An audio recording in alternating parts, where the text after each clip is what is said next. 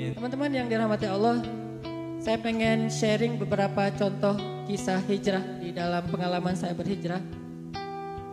Pertama adalah kisah hijrah, kalau saya mah taklim selalu ngelihat orang-orang baru, newbie. Jadi kalau dalam taklim saya ngelihat yang datang adalah para aktivis, saya ada rasa bersalah.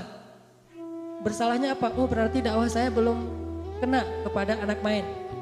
Sehingga saya gunakan bahasa mereka, saya gunakan style mereka, saya gunakan analogi-analogi mereka. Sampai yang datang itu adalah orang-orang yang selama ini masih sangat gerah ke masjid tapi merasa nyaman sekarang. Tatoan tapi nangis ketika sholat. Tatoannya penuh tuh, kalau dia buka baju tuh penuh tatoan. Ada anak drifter yang balapan. Sampai pernah ada adegan di masjid kita tuh namanya Masjid Al-Latif, markasnya pemuda hijrah. Ada dua anak pemuda hijrah yang masbuk sholat isya. Udah selesai kita sholat, mereka baru datang karena mungkin ada kegiatan.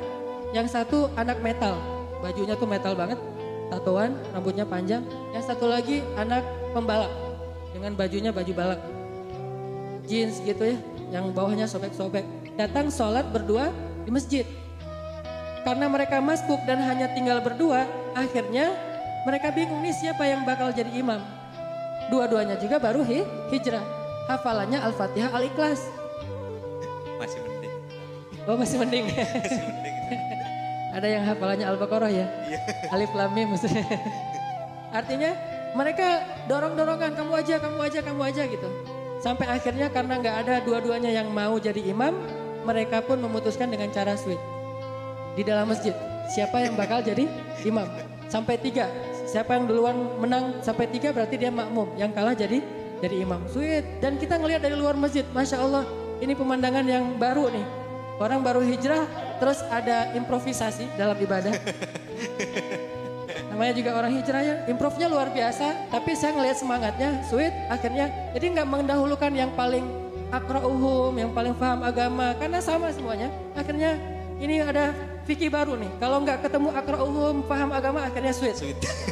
Siapa yang menang dia yang jadi makmum. Ternyata anak metal yang jadi imam dan anak drifter yang jadi makmum.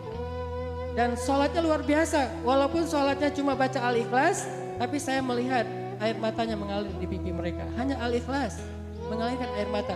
Kita udah baca Al-Baqarah, ngalir air mata karena kelamaan bacaannya. Nah, ini kapan rukuknya ini? Saya pernah sholat di Mesir, satu malam tarawih cuma 11 rakaat, tetapi satu malam itu 15 juz. Masya Allah. Dan saya cuma sekali saya sholat di situ. Itu juga karena saya nggak tahu 15 juz. Diajak sama syekh saya namanya Syekh Thorik Faris. Beliau guru saya dalam belajar Al-Quran. Beliau bilang, Hanan yuk ikut saya. Ada tarawih bagus nih. Kan saya senang mencari imam-imam yang bacaannya powerful. Oh ya udah Syekh saya ikut. Gak ngasih tahu kalau 15 juz. Pas sholat rakaat pertama Alif Lam Mim. Wah Al-Baqarah standar lah. Paling juga satu kali sholat tarawih itu 1 juz. 11 rakaat. Ternyata udah setengah juz. Ini belum ruku-ruku, mulai saya curiga. Wah ini setengah juz nggak ada tanda-tanda ruku, imamnya masih semangat ini. Sampai masuk saya qulus sufaha belum ruku, akhirnya sampai akhir Al-Baqarah baru Allahu Akbar. Saya mengatakan dalam hati, ini cuma 2 rakaat saja, setelah itu saya pulang. Tapi rakaat kedua Ali Imran. Saya pikir rakaat kedua mungkin dia udah capek, paling juga Al-Ikhlas atau apa. Ini Ali Imran jadi hampir 4 juz dalam 2 rakaat saja. Sehingga kita sholat tarawih dari Ba'da Isya, selesai tarawihnya menjelang subuh. Hampir gak sempat makan sahur. Dan kedepannya Syekh saya ngajak lagi, saya bilang saya pilih yang dekat-dekat saja. Itu satu-satunya masjid di Mesir yang tarawihnya 15 juz, yang lain rata-rata 1 juz. Cuma ini masjid para hufaz dan mereka khatam sebulan 15 kali.